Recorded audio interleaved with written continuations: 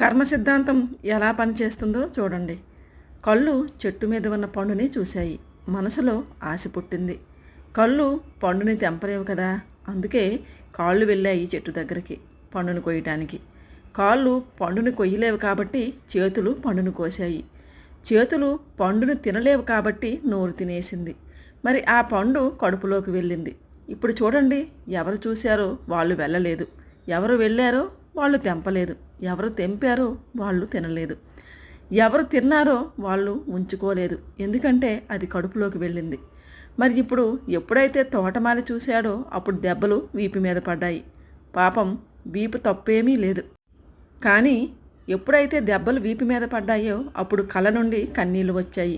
కళ్ళ నుండి ఎందుకంటే అందరికంటే ముందు పండును చూసింది కళ్ళు కాబట్టి. కర్మ సిద్ధాంతం అంటే అదే.